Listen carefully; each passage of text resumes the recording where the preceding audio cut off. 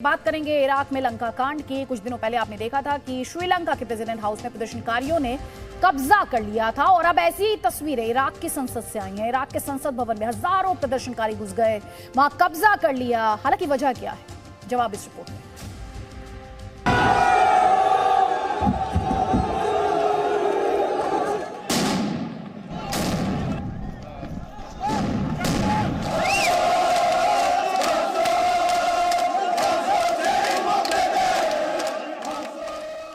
जिस संसद में कल तक इराक के वीवीआईपी बैठते थे, आज वहां इराक की आम जनता सेल्फी ले रही है।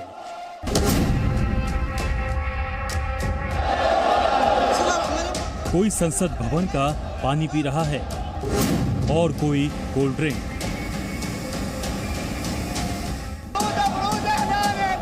कोई गुलाटी मार रहा है, कोई टेबल पर चढ़कर भाषण दे रहा है।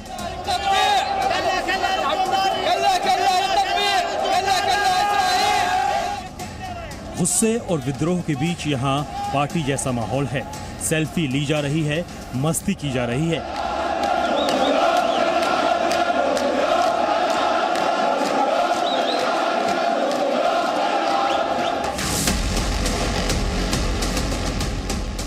जब संसद भवन में घुस ही गए तो फिर ये मौका आम जनता कहाँ छोड़ने वाली थी।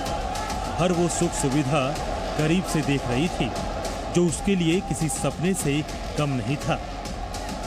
एकदम श्रीलंका वाला माहौल था।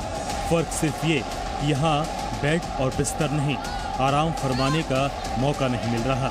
या तो सोफे पर बैठ जाइए या फिर संसद में बने टेबल पर खड़े हो जाइए।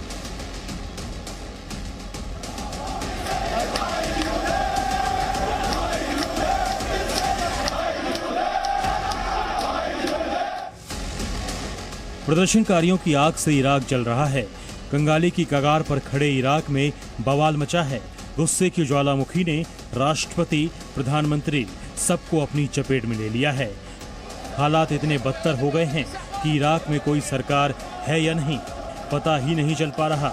इराक का संसद भवन ऐसा इलाका है जहां दुनिया भर के राजनीतिकों का दफ्तर है, लेकिन इसके बावजूद हजारों की संख्या में लोग आते हैं और संसद भवन में दाखिल हो जाते हैं और सुरक्षा कर्मी सिर्फ तमाशबीन बनकर रह जाते हैं। सवाल है, आखिर क्या हुआ जिसकी वजह से इराक में गृह युद्ध जैसे हालात हैं? आखिर क्यों इराक में फैलती जा रही है गुस्से की आग?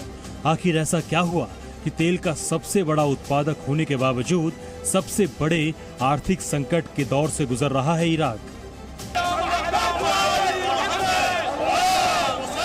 इराक में लोग चारों ओर भड़के हुए हैं क्योंकि मौजूदा सरकार ने ऐलान कर दिया है कि देश में आर्थिक संकट मंडराने लगी है, जिसके बाद लोगों का गुस्सा भड़क गया। लेकिन सिर्फ एक वजह नहीं है कि हजारों लोग सड़कों पर आ गए हैं। इस भीड़ में श्रीलंका की तरह आम जनता भी है और इस भीड़ में उस पार्टी के लोग भी हैं जो चुनाव में सबसे बड़ी पार्टी होने के बावजूद सत्ता से 9 महीने से दूर हैं।